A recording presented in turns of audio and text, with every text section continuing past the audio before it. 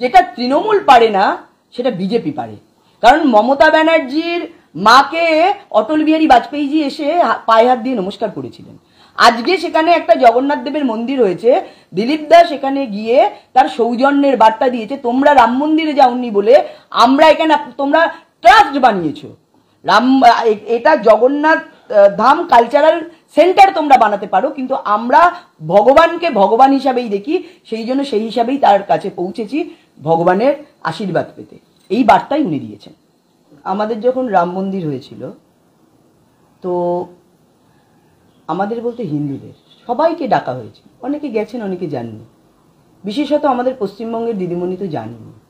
তো এখানে স্বভাবতই দিলীপ দাকে আমন্ত্রণ করা হয়েছে, তিনি সেই ডাকে গেছেন, তিনি একজন হিন্দু, সেই হিসাবে তিনি জগন্নাথ মন্দিরে গেছেন। কিন্তু এটা মনে রাখতে হবে, দিদিমণি এটা জগন্নাথ দেবের যে মন্দির, সেটা সেই সরকারি টাকায় জগন্নাথ ধাম কালচারাল সেন্টার বানিয়েছেন। এটা কিন্তু চারধামের যে পুরী ধাম, যে আমরা যে চার ধামের মধ্যে পড়ে, সেই ধাম কিন্তু এটি নয়, এটা একটা কালচারাল সেন্টার।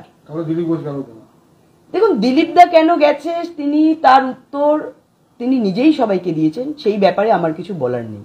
এবং তিনি যেটা বলেছেন যে তিনি সৌজন্যতার জন্য গেছেন, তিনি হিন্দু হিসাবে সেখানে গেছেন।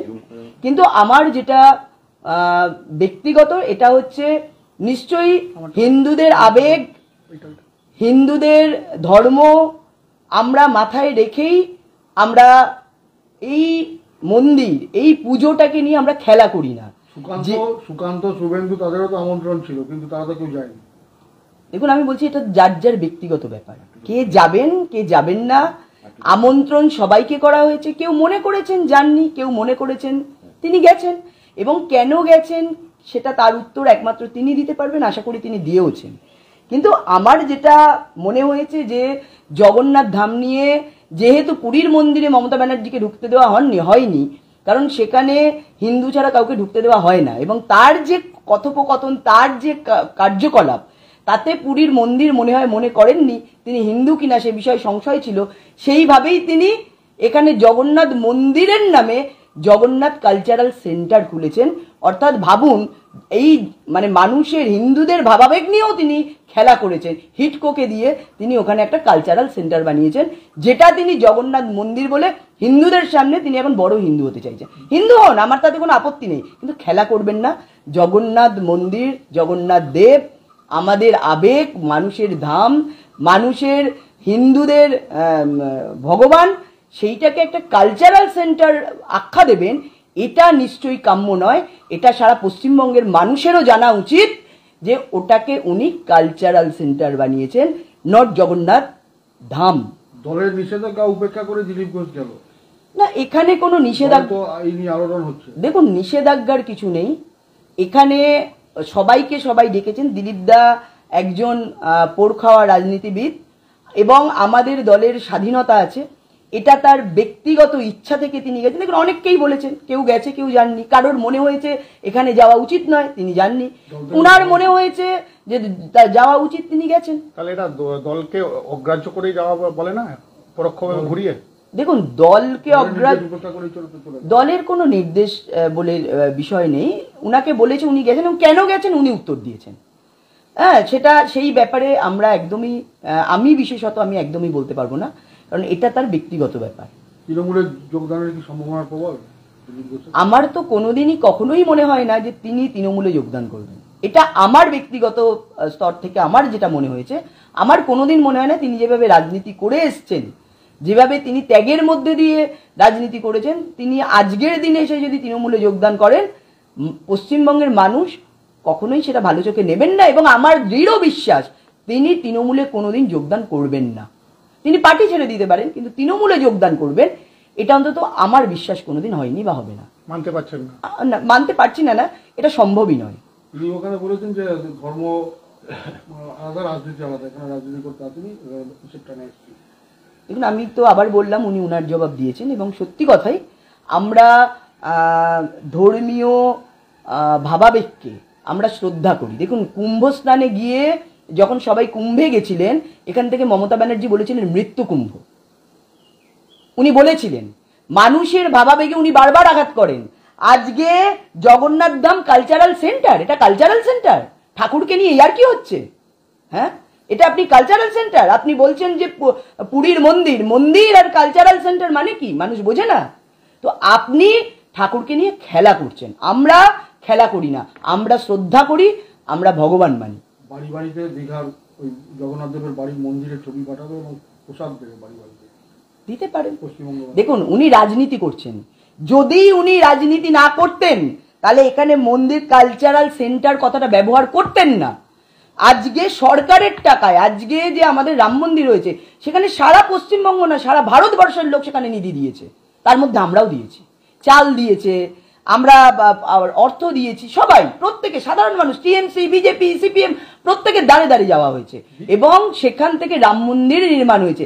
আর এখানে সরকারি টাকায় জগন্নাথ দেবকে নিয়ে কালচারাল সেন্টার, মানে উনি হিন্দু না উনি মুসলিম সেটা পরিচয় দেওয়ার জন্য তিনি এখন এতদিন বড় মুসলিম, এখন তিনি বড় হিন্দু, তার জন্য তিনি কালচারাল সেন্টার করছেন। কাকে নিয়ে? জগন্নাথ ঠাকুরকে নিয়ে, যে ভগবান জগন্নাথ দেবকে নিয়ে। এটা নিশ্চয়ই আগামী দিনের জন্য ভালো হবে না। বিজেপি নেতারা অখুশি, যারা পশ্চিমবঙ্গের বিজেপি রাজ্য নেতা আছে। কি, কোন বিষয়? দিলীপ ঘোষের এই যাওয়ার বিষয় দেখুন, মেনে নিতে পারছে না। দেখুন, এটা স্বাভাবিক। অনেক বিষয় আছে যেগুলো সবারটা সবাই মেনে নিতে পারেন না। সেটা আমারও ব্যক্তিগত মত থাকতে পারে, কিছু বিষয় আমি মানতে পারি, মানতে নাও পারি। কিন্তু রাজনীতিবিদ হিসাবে দিলীপ দা, এটাও তিনি তার পার্সোনাল ভাবে সেখানে পৌঁছেছেন। এটা নিশ্চয়ই কারোর ভালো লাগতে পারে, নিশ্চয়ই কারোর ভালো নাও লাগতে পারে, এটাই স্বাভাবিক। সবার যে উনি চলে গেছেন বলে সবার ভালো লাগবে এটা না, কিন্তু তিনি তার মতো করে গেছেন, তিনি তার ভাবনা চিন্তা নিয়ে গেছেন এবং তিনি কেন গেছেন তার ব্যাখ্যা তিনি নিজেই দিয়েছেন। দরজা বন্ধ করে মমতা বন্দ্যোপাধ্যায়ের সঙ্গে বেশ কিছুক্ষণ একান্ত আপনে কথা হয়েছে দিলীপ ঘোষ এবং তার স্ত্রী। দেখুন, আমরা অনেক জায়গায় সৌজন্যের কথাটা বারবার করে বলি। আমরা দেখেছি যখন প্রধানমন্ত্রী ডাকেন কোনো কার্যক্রমে, কোনো কর্মসূচিতে, অনেক সময় দিদিমণি যান না, বা যদিও যান সেখানে যখন মুখ্যমন্ত্রী প্রধানমন্ত্রীর সাথে কথা হয় তারপরে সেটা নিয়ে একটা মুখরোচক গল্প তৈরি হয় যে এদের মধ্যে সেটিং হয়ে গেছে। তো দেখুন, এটা বাংলার কালচারে রূপান্তরিত হয়েছে। কোনো জায়গায় গেছে সেখানে মুখ্যমন্ত্রী ছিলেন, দিলীপ দা এমএলএ ছিলেন, তিনি একজন এমপি ছিলেন এবং তিনি রাজ্যের শুধু রাজ্য সভাপতি ছিলেন না, তিনি সেন্ট্রালেরও তিনি ভাইস প্রেসিডেন্ট ছিলেন কেন্দ্রের। সেখান থেকে তিনি গেছেন, সেখানে কোনো কথা হয়েছে, তো এটা তো একটা স্বাভাবিক। এর মধ্যে তো আমি অস্বাভাবিকত্ব কিছু দেখতে পাচ্ছি না। দেখুন, আমরা সমাজে বাস করি, এখানে সিপিএম, তৃণমূল, কংগ্রেস, বিজেপি সবাই আছে। আমরা আমাদের নীতি, আমরা আদর্শ নিয়ে মানুষের কাছে যাই, মানুষের কাছে ভোট চাই, মানুষ ভোট দেন। তার মানে যিনি তৃণমূল করেন তিনি যদি ভদ্র ব্যক্তি হন তাকে তো আমরা খারাপ বলবো না বা তার সাথে কথা বলবো না, এরকম বিষয় না। তবে হ্যাঁ, মানুষের বা কথাবার্তা, মানুষের চালচলন, তাদের ব্যবহারে আমরা তাদেরকে অনেক ক্ষেত্রে ত্যাগ করতে বাধ্য হয়। কারণ আমরা জানি পশ্চিমবঙ্গে যেভাবে হিন্দু নিধন হচ্ছে, যেভাবে হিন্দুদের ওপর অত্যাচার হচ্ছে এবং যে সরকার করাচ্ছে তাকে আমরা কখনোই ভালো চোখে দেখি না। কোনো হিন্দু, পশ্চিমবঙ্গবাসী কেউ ভালো চোখে দেখছে না, কারণ এই সরকার প্রত্যেকটা মানুষের সাথে প্রতারণা করেছে। এই সরকার হিন্দুদের ওপর তার দমন পীড়ন নীতি চালিয়েছে, হত্যা করিয়েছে, জঙ্গিদের এখানে আশ্রয় দিয়েছে। সেই হিসাবে সরকারি দিক থেকে আমরা কখনো এই সরকারকে সমর্থন করি না। কিন্তু ব্যক্তি মমতা ব্যানার্জি, ব্যক্তি দিলীপ ঘোষ, তারা কোথাও গেছে, সেখানে সৌজন্য সাক্ষাৎকার করেছে, এই বিষয়ে আমার কিছু বলার নেই। দলীয় নেতৃত্বের তরফ থেকে দল কি মনে হচ্ছে না খানিকটা ব্যাকফুটে চলে গেল বিজেপি এই ঘটনার পক্ষ থেকে? না, আমার তো তা মনে হয়নি। একজন পোড় খাওয়া রাজনীতি, আমার তো তা মনে হয়নি। আমার মনে হয়েছে যে যেটা তৃণমূল পারে না সেটা বিজেপি পারে। কারণ মমতা ব্যানার্জির মাকে অটল বিহারী বাজপেয়ীজি এসে পায়ে হাত দিয়ে নমস্কার করেছিলেন। আজকে সেখানে একটা জগন্নাথ দেবের মন্দির হয়েছে, দিলীপ দা সেখানে গিয়ে তার সৌজন্যের বার্তা দিয়েছে। তোমরা রাম মন্দিরে যাওনি বলে আমরা এখানে, তোমরা ট্রাস্ট বানিয়েছো, এটা জগন্নাথ ধাম কালচারাল সেন্টার তোমরা বানাতে পারো, কিন্তু আমরা ভগবানকে ভগবান হিসাবেই দেখি, সেই জন্য সেই হিসাবেই তার কাছে পৌঁছেছি ভগবানের আশীর্বাদ পেতে। এই বার্তাই উনি দিয়েছেন।